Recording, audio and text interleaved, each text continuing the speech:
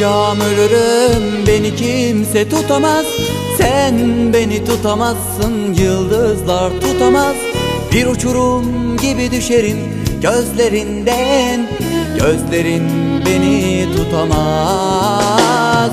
Bu akşam ölürüm, beni kimse tutamaz. Sen beni tutamazsın, yıldızlar tutamaz. Bir uçurum gibi düşerim gözlerinden, gözlerin beni tutamaz. Düşlerinde büyürüm, büyürüm, kabusuna var ölürüm. Düşlerinde büyürüm, büyürüm, kabusun olur ölürüm.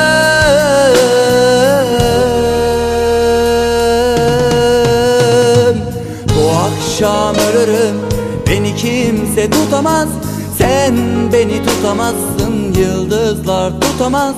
Bir uçurum gibi düşerim gözlerinden, gözlerin beni tutamaz. Bu akşam ölürüm, beni kimse tutamaz. Sen beni tutamazsın, yıldızlar tutamaz. Bir uçurum gibi düşerim gözlerinden, gözlerin beni tutamaz.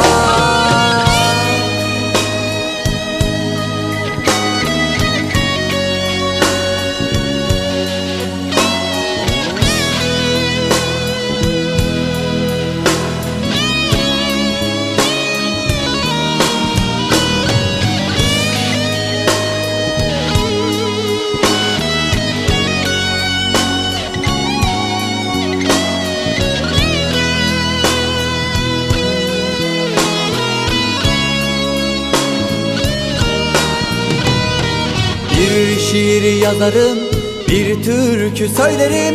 Bir sen olurum, bir ben ölürüm. O akşam ölürüm, sırf senin için.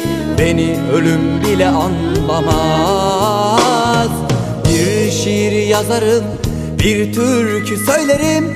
Bir sen olurum, bir ben ölürüm. O akşam ölürüm, sırf senin için. Beni ölüm bile anlamaz. Düşlerinde büyürüm. На колко години е Асия?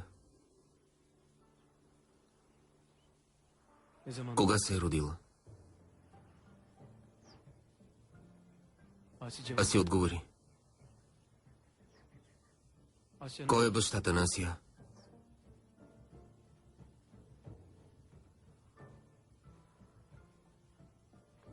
Защо бягаш? Чия дъщеря е? Защо не ми отговаряш? С какво право ми задаваш такива въпроси? Какво целиш? Аси. Чия дъщеря е тя? Моя. И не съм длъжна да обяснявам пред никого. Нямаш право да ми задаваш подобни въпроси. Düşerim gözlerinden, gözlerin beni tutamaz. Bu akşam ölürüm, beni kimse tutamaz. Sen bile tutamazsın, yıldızlar tutamaz. Bir uçurum gibi düşerim gözlerinden, gözlerin beni tutamaz. Düşlerinde büyürüm, kabusun olurum, ölürüm. Bu akşam ölürüm, sırf senin için ölürüm. Beni ölüm bile anlamaz. Bu akşam ölürüm, beni kimse tutamaz. Sen beni tutamazsın, yıldızlar tutamaz. Bir uçurum gibi düşerim gözlerinden, gözlerin beni tutamaz. Всъщност си искала да го видиш. Исках да знам къде е. Как е? Видях го отдалеч. Беше в лодката и прибираше мрежите. С гръб към мен. Почти не го различавах. Ако се беше обърнал, щях да зърна очите му поне за миг. И тогава той се обърна и погледна. Ако бях пристъпила една крачка, щеше да ме види. Но не го направих. Един вътрешен глас ми каза: не дей, той те остави. Не те изслуша и никога няма да го стори. Не ти повярва и никога няма да ти се довери. Може би исках да кажа на дъщеря си: това е баща ти.